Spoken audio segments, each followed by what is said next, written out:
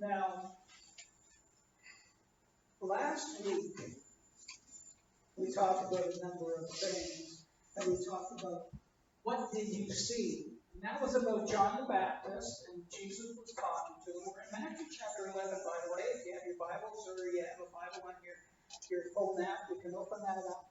Because in Matthew chapter 12, Jesus tells everything he needs to tell them. And the disciples of John the Immerser, that's what it says in the actual original translation, or not translation, the original script. He said that to John the Baptist's disciples to go and ask Jesus if he's the one. And of course, he said, yeah, I'm. But he didn't just say, yeah, I'm the one. He said, tell John what you see. And that's the question. But today's a little different. Because we're going to look at not only what we see, but we look at what did we perceive. Because now Jesus is going to go back. John's disciples were leaving, and Jesus began to speak to the crowd. Now there was a whole bunch of people there, and when those people came, they asked him, are you the one? And he said, well, and we listed 5 different things. And they're on that paper you had, by the way. Where's Ken? Ken, can you grab me one of those pages too, so I can make sure I'm going in the same place you're going? Because this series is very important for all of us, because it's helping us get down the road a little bit farther without getting run over. I had a problem this week. My daughter has 2 tractors at the farm, 2 lawn tractors. And the one got a flat tire, so I had to go buy a tire. And I bought it on the 11th of last month, and on Friday it went on sale at half price, so we're going back for some money. But then I went there and I put the tire on and everything, and it seemed to be okay, and it was ready to go. But I wanted to get the other one going too, so I changed the oil on it. I got it all set to go, and I noticed one of the tires, which goes down in about a week. So I filled that up, and then I noticed the other one was. So I tried to fill it up, and it wouldn't fill. You ever been like that?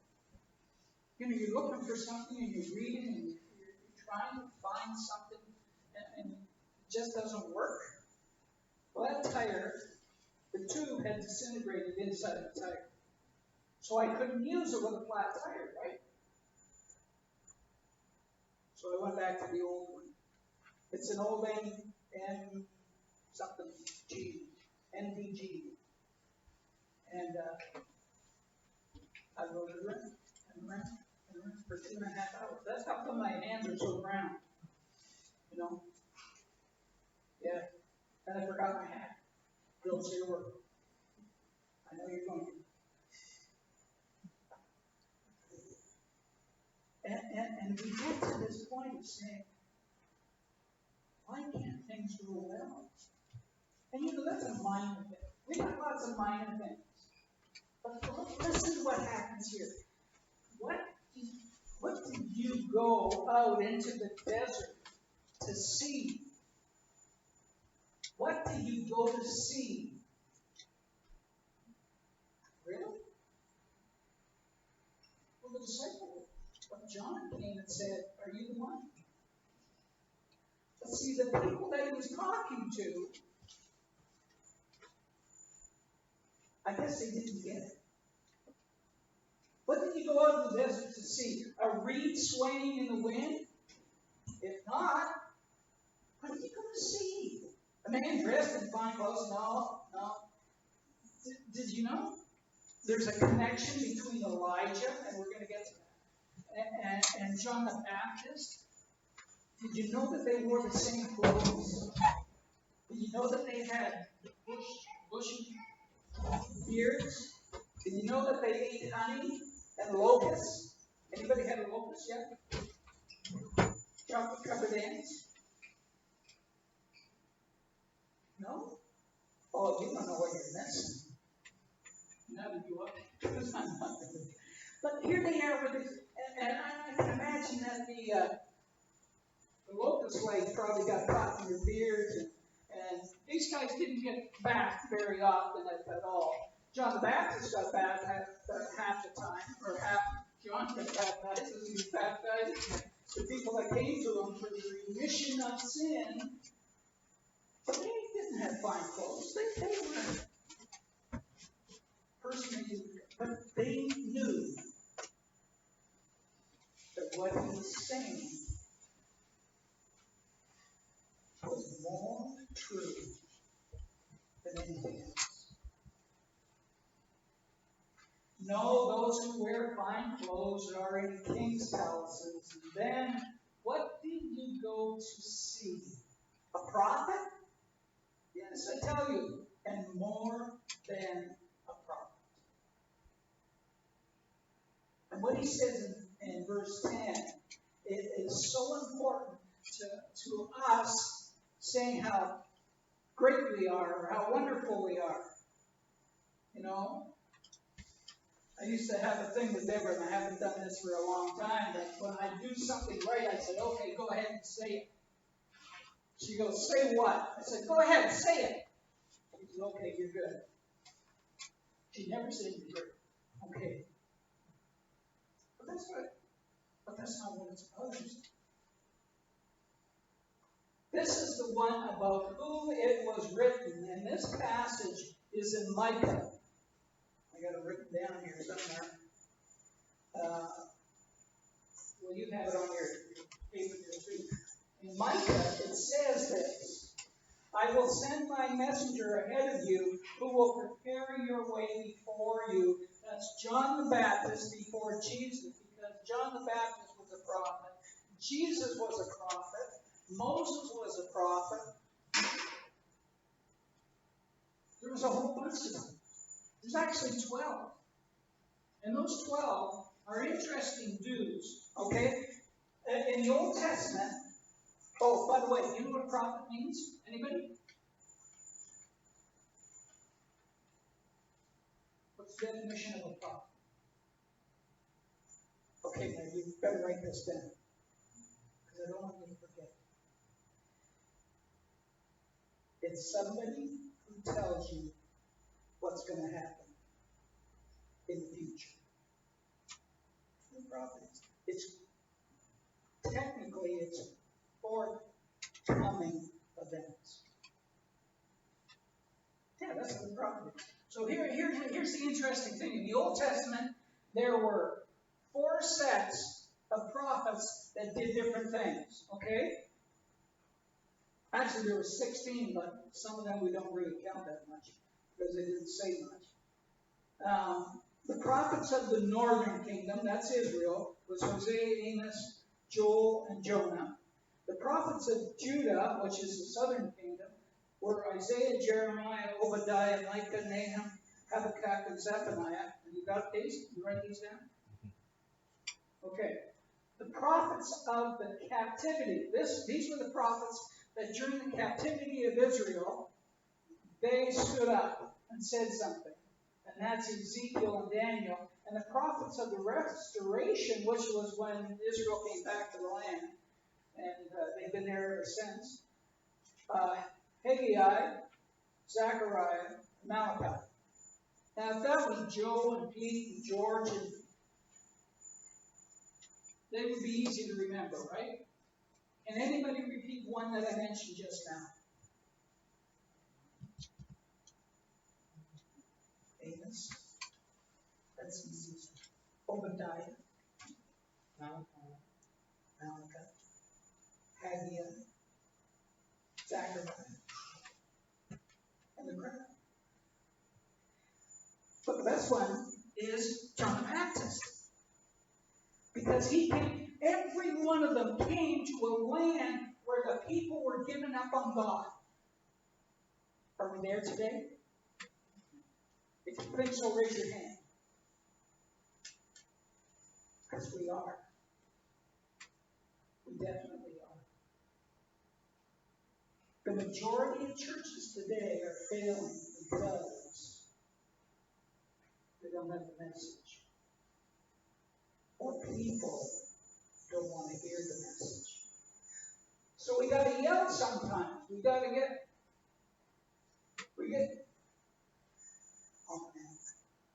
have to get vocal. We really do. I mentioned to you this morning that I was in a situation yesterday and it needed a correction. And everybody was standing around just letting it happen. And I yelled. I was a sergeant major in the Army. I learned how to yell. I was a regimental sergeant major for 2,000 young cadets in 1966 in Ipperwash, where the indigenous have now taken the land back, which they should have taken it in the years before that. But there's times when we have to yell and scream and carry on, but there's the other time when Jesus is silent, very silently, and quietly saying to them, hey, listen, I tell you the truth, among those born of women, there has not risen anyone greater than John the Baptist. Yet he who is least in the kingdom of heaven is greater than him. So do you feel like a nobody? I know so many people that feel like they're a nobody. You know what? We're all somebody. And I used to tell this to the kids at the school when I was working with grade 7 and 8 kids. I had a great time. And some of them have this inferiority complex.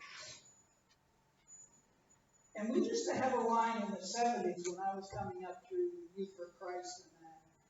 And it was this: God doesn't make junk. God doesn't make junk.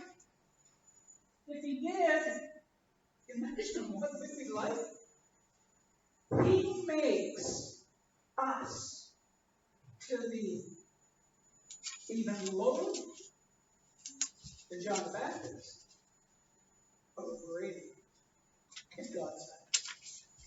It's taking that piece of chocolate and saying, this is enough for now, thanks, and eating it.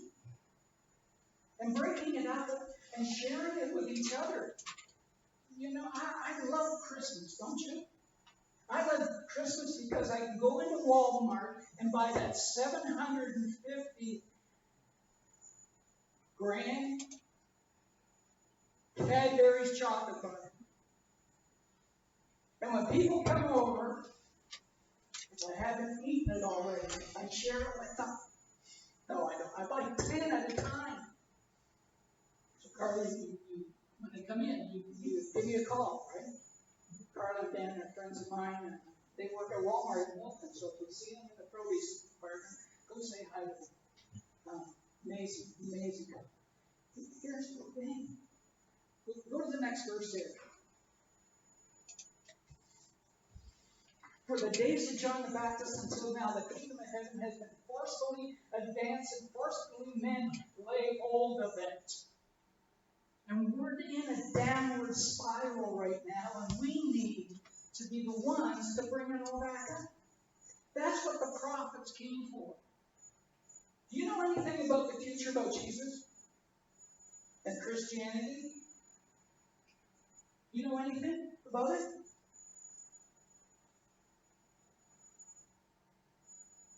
I know you're all sitting there. Jesus said, I'm coming again. That's it. You start telling people he's coming again, guess what you turned into? You turned into a prophet. Not like John the Baptist, because he's way up here, and I can't even, I was like when I saw Billy Graham once. I was at the School of Evangelism. He came in there to speak to us that day, and I had the opportunity, because I was only from here to Ken, away from him. I could have walked up and talked to him, but not me. And I'm looking at all these other pastors with their 4 $4,000 suits and $20 million ministries, and I'm in a church paying $400 a month. I'm like, and he calls us all forcefully advance and forceful who lay hold of the people we talk to. For all the prophets and the law prophesied until John, it was all looked at. You know that there are 700 and change prophecies in the Old Testament of Jesus coming? 700 and change. Direct saying he's coming. Virgin birth. 500 years before Jesus came. Talk about that. Talk about the wise men coming. When the people with more knowledge than the people in Israel. You know, they knew exactly the time and the day and all this other stuff. And the people that read the Bible every day of their lives and became priests, they didn't even know it. They forgot it because they were too interested in getting paid on Sunday. Saturday.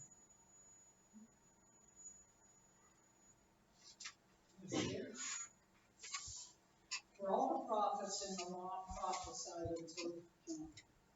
That's where we have to hold on. And you are willing to accept it. He is the Elijah who has come. They were both identical. They both went into situations where the church was failing, and they turned it around. They stood up and started saying things. When I was a young kid, about 16, I heard about the St. Enoch's Presbyterian Church in downtown East Hamilton. It was a church that was a nice building. It wasn't anything special. It was right on Main Street. Right on Main Street. Near Ottawa. And it didn't look like anything special. The congregation had their service at 11 o'clock in the morning, and 7 o'clock at night they had it for everybody else. Because everybody knew about the pastor there. It was amazing.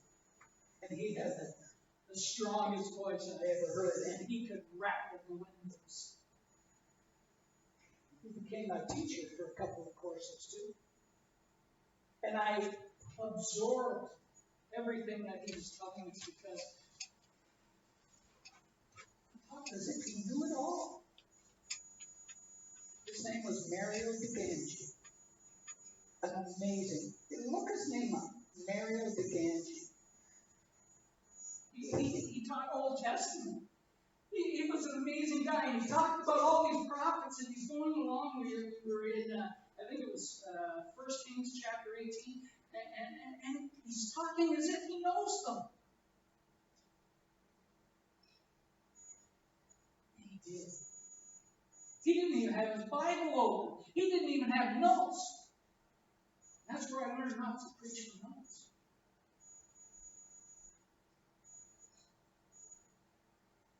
Booming voice. Who's not telling you that this unbelievable baritone voice just but that surface voice all the other people who didn't normally go to church. I look at him as a prophet too. And if you are willing to accept it, you can be a prophet too. He who has ears, let him hear.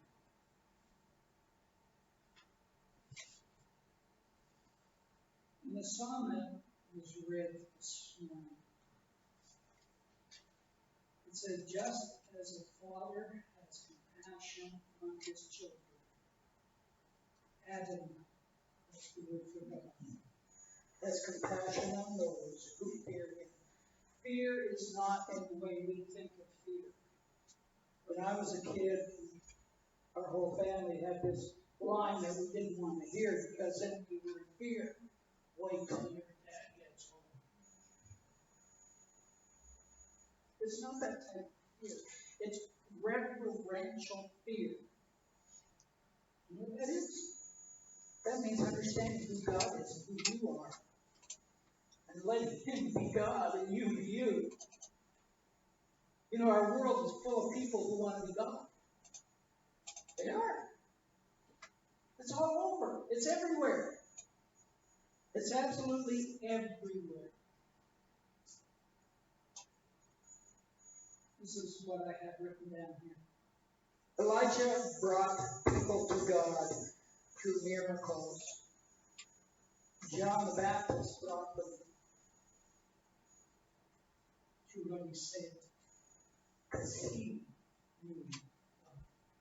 You know he knew Jesus too? He knew Jesus pretty good. You know why? Most of you know. They were cousins.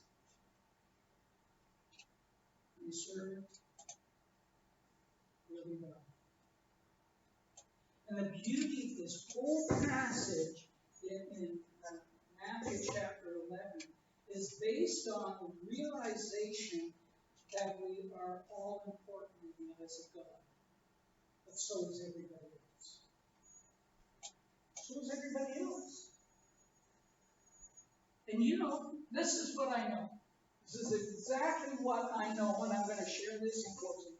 That if you go to 10 people this week and ask them to join you in church, they will fall over. They've never been asked. They've never been asked. Why? Because we're afraid to ask, because we think that our message is great. And we have the most amazing message in the world, and the world needs to hear it. And Jesus said, I came that you might have life and have it abundantly. God so loved the world that He gave His only begotten Son, that whoever believes in Him should have eternal life. Go ask 10 people. You know how many will come? Statistics still tell us that 5.6 people will come. I don't want to see the 0.6s. Well, we've got a message to share. And God loves us and them. That's the whole world. For one small story to tell you about people who listen to us when we talk. I go to the blood services, which is Life Labs. I go to Life Labs. I used to go almost every week, and now I'm out about 4 to 6 weeks. Sometimes I stretch a little. Well, they used up until about a month ago or 2 months ago, you used to have an appointment. Well, then I went one day and I said my appointment. They said, "You got an appointment?" I said, "Yeah, when is it?" I said, "Well, it's at 10:30. Well, it's only 5 after 7. You're a little early." But that's okay. So the last time I went in, I booked an appointment for 2 weeks earlier, but I didn't because I knew that you could just walk in now. You don't need an appointment. You just go in and they say, "Do you have an appointment?" No. Well, then you go on the list. Those with appointments get pulled in right away. I didn't have an appointment. And this one lady that, her and I have a great time. I talk about my God, she talks about her God, she talks about her kids, and I ask about the kids, and when's your next holiday, when you going back to Jordan? Well, you got to figure it out, she's Muslim. And she wears a bandana over her head. And she's the most delightful lady. She really is. And I go in there, and there's like 12 people in front of me, and I figure, well, this is going to take me a little while. So I go up to the clerk, takes my card, takes my regular card that I have to take, give me so that they know. And she said, "Do you have an appointment?" I said, "No, I don't." "Okay. Go and sit down, we'll call you when you're ready." She came out of the back, my friend. She came out of the back and found mine and said, Robert, come on, you got an appointment." The other 11 were sitting there, looking. I went in. I got right sitting down. She came in. She said, "How are you?" I'm a little stressed right now. I said, "How are you?" Talk about things with kids. They're late teenagers, so you know what they're. Well, you don't yet. Get ready. Then this lady comes in who does testing with the new machines that they're trying to get in place. And she said to me, "Do you want to do the test for them?" I said, "Sure, no problem." So she stabs me. She does 3 tests, and it's the same way they do them in the States. And so I got 2 tests done. And all the numbers were right where they needed to be. And the lady that's the testing for that, she said, "Which would you like today, Tim Hortons or Walmart?" I said, "I'll take the 2 Walmart cards." And I got 2 Walmart cards from her, $10 each, and I gave them away. And I talked to the people I gave them away to. Last week I gave somebody a hat. And I said I would bring some other ones that she wanted as different. And today I brought 25 Christian hats.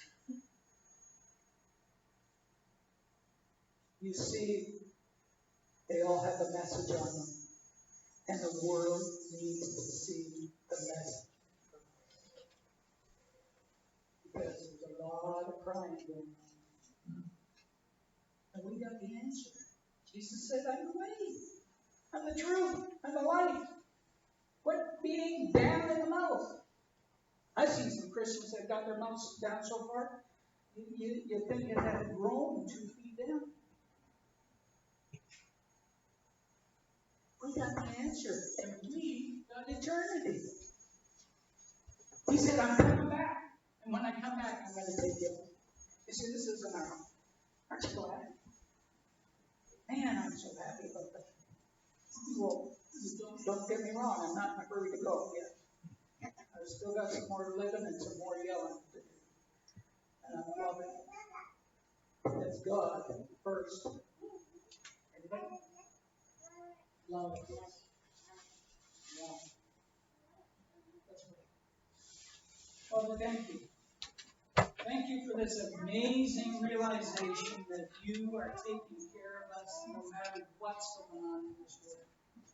And so we need to trust in you. We need to accept your presence and to know that